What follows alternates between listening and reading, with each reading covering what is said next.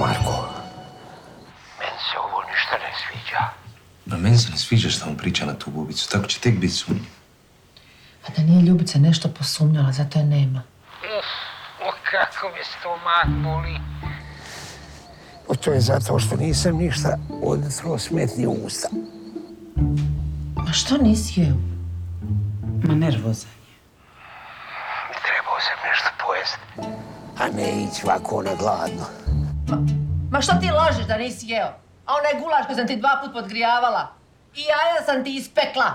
Mama, ti si svjesna da on tebe ne čuje. Ma znam da me ne čuje, ali vidi kako laže.